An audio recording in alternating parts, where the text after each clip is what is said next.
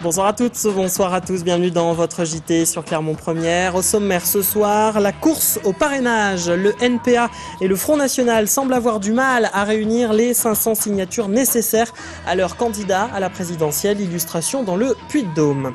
En route vers la plus grande ferme de France, nous avons suivi ce matin le départ d'un éleveur puy-daumois pour le salon de l'agriculture à Paris. Et puis nous parlerons de la lutte contre l'illettrisme avec notre invitée ce soir Agnès Chillet, conseillère en formation chez Opcalia Propreté. La course au parrainage est lancée. Il reste 3 semaines aux différents candidats à la présidentielle pour réunir leurs fameuses 500 signatures. Et la tâche est particulièrement ardue pour les petits partis, comme le NPA par exemple. Des dizaines de militants sillonnent le Puy-de-Dôme en ce moment pour tenter de convaincre les maires. Ce matin, ils étaient du côté de Saint-Maurice-Essallier. Cécile Finot les a suivis. Patrick milite au NPA depuis la création du parti et a 30 ans de lutte anticapitaliste derrière lui. Aussi, c'est sans compter qu'il s'investit dans la campagne pour la présidentielle à la recherche des 500 parrainages dont a besoin Philippe Poutou. Comme chaque jour, il fait le point avec les camarades du parti sur la stratégie de terrain à adopter et sur la façon dont il faut aborder les élus pour tenter de recueillir une promesse. Je téléphone. Je vois un petit peu la sensibilité, s'ils sont prêts à discuter ou pas, ou alors ils nous ont carrément sur les roses. Il faut expliquer, des fois il y a des maires, ils ne savent pas exactement comment ça se passe, qui a le droit de donner ses signatures. Ce matin, accompagné de Jacques et Michel, il se rend à Saint-Maurice-Essallier après s'être assuré de la présence du maire à l'hôtel de ville. L'élu accepte de les recevoir et écoute leurs arguments, pas suffisants pourtant pour obtenir un engagement de sa part. Je leur ai dit que je ne leur donnerai pas mon parrainage et j'ai expliqué pourquoi. J'ai été élu, certes dans une petite commune, mais en affichant clairement mes valeurs. Je suis socialiste. Pour moi, il est hors de question d'amener mon parrainage à un autre parti que celui auquel j'adhère.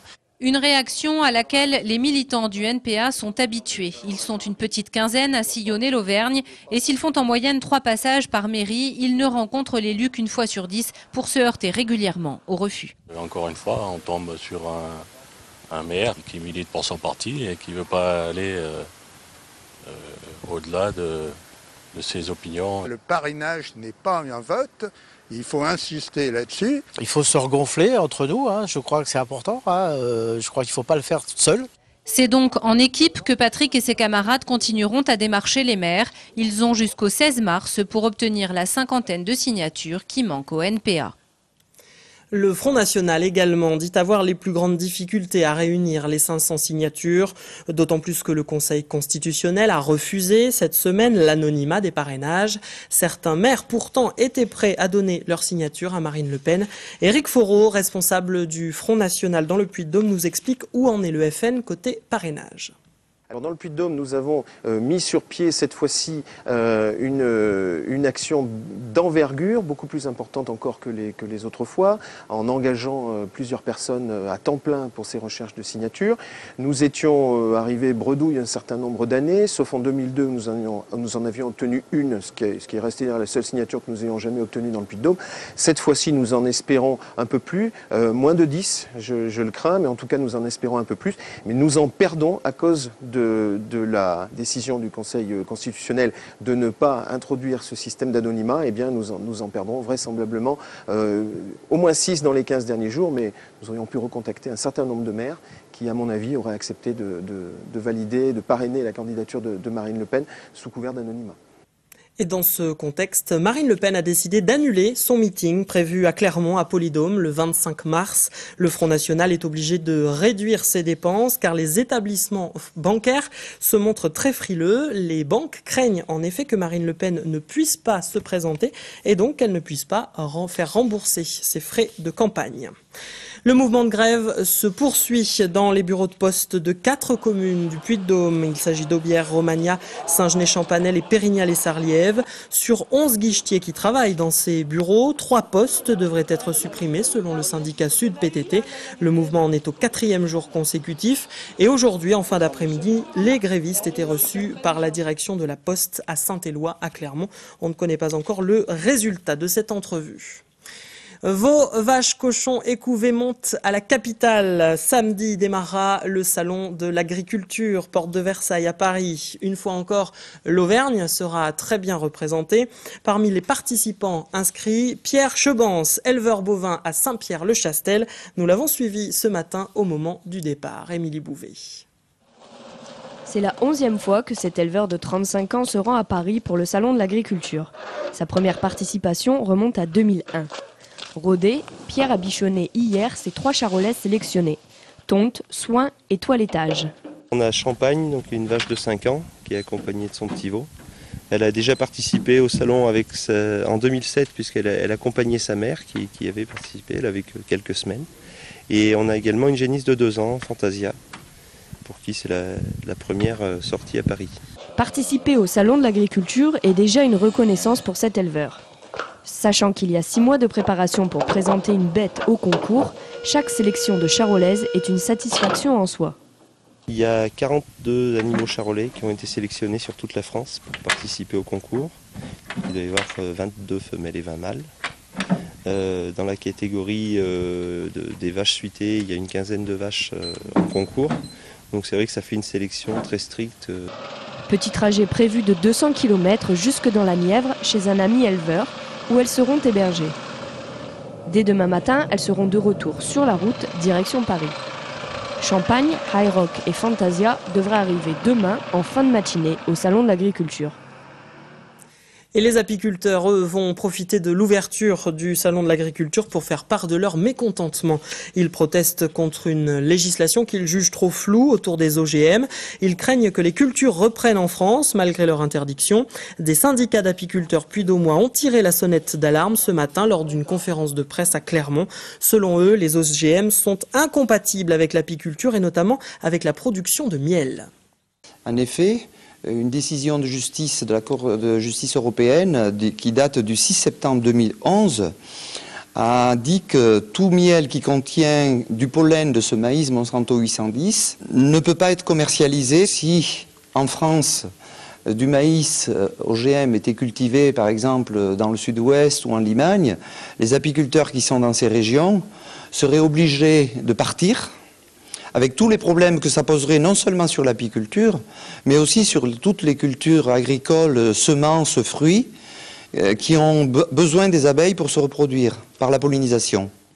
Des propos recueillis par Daniel Roche. On parle à présent de lutte contre l'illettrisme avec notre invitée du jour, Agnès Chillet. Bonsoir. Bonsoir. Vous êtes conseillère en formation pour l'organisme appelé Opcalia Propreté. Oui. Et cela fait presque 10 ans maintenant que votre organisme en Auvergne lutte contre l'illettrisme dans les entreprises de propreté. Oui. Un bilan de l'action a été présenté aujourd'hui. Oui. Peut-être pour commencer, en quoi consiste ce programme de lutte contre l'illettrisme? Alors je vais un petit peu faire pas un petit historique, mais recentrer, peut-être un petit peu expliquer. À l'origine, la formation s'appelait la maîtrise d'écrit professionnel. C'était des formations créées par Opcalia Propreté à l'attention des salariés des entreprises de nettoyage, afin de les aider à sortir de l'illettrisme et de l'analphabétisme.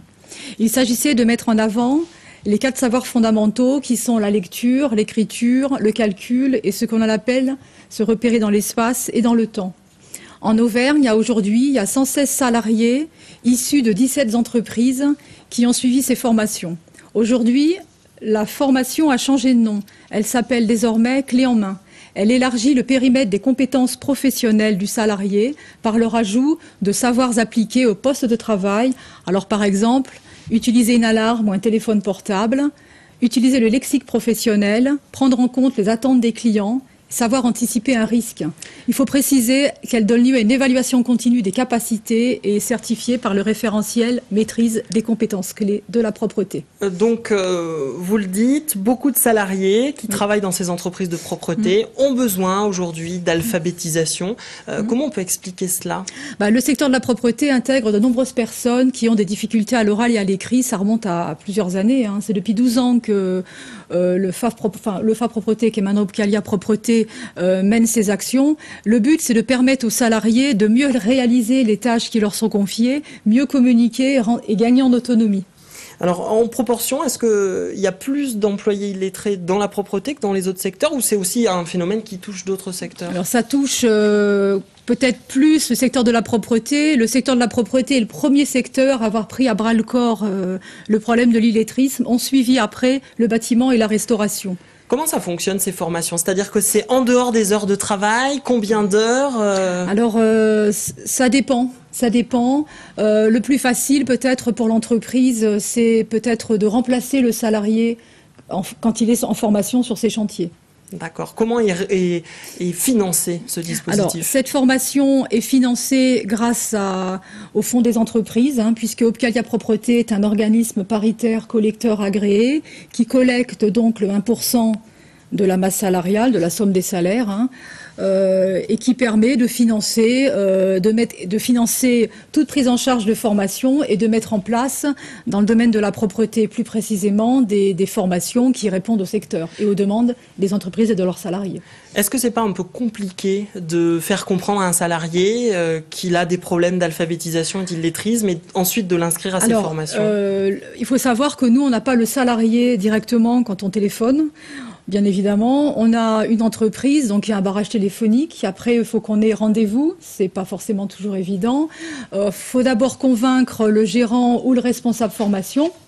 Après, il faut convaincre l'encadrement pour que l'encadrement puisse mieux en parler avec beaucoup moins de gêne à son salarié. Donc ça ne se fait pas. Et l'enjeu, on imagine, est important autant pour le salarié que pour l'entreprise? Il faut faire comprendre à l'entreprise que l'enjeu est un enjeu économique pour faire face à la réglementation, pour que l'entreprise prenne ça comme le projet de l'entreprise. Si l'entreprise prend ça comme le projet de l'entreprise, l'encadrement le prendra donc aussi et le salarié se sentira valorisé et il y aura plus de chances qu'il s'inscrive en formation. Très bien, Agnès Chillet, merci d'être venue dans le JT de Clermont Première.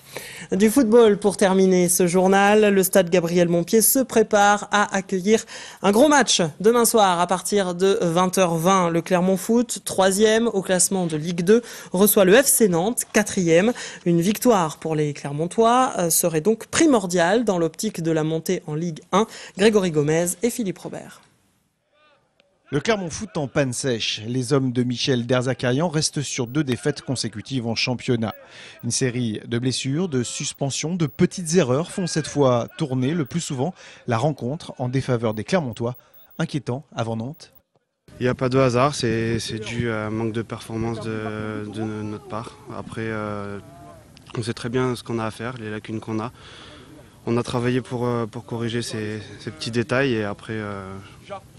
je pense qu'on aura un bon résultat demain. Des défaites récentes qui font mal aux Clermontois, mais qui ne doivent pas faire oublier non plus que Clermont a aussi des atouts à faire valoir. Un maintien ou une montée, ça se joue à domicile. Voilà, on a lâché déjà assez de points. Il faut qu'on reste sur la continuité depuis janvier. Là. On est à 2 matchs à domicile de victoire. Il faut qu'on arrive à garder ce rythme. Ceux qui ont perdu leur rythme, ce sont bien les Nantais. Ils voulaient chercher une 3e victoire consécutive face à Metz, mais ont dû se contenter du match nul avant de se rendre à Clermont. Et c'est la fin de ce JT. Merci de votre fidélité à l'information sur Clermont Première. Dans un instant, vos prévisions météo. Je vous retrouve demain, 12h30 pour le Flash et 18h30 pour le JT. Excellente soirée à tous sur Clermont Première.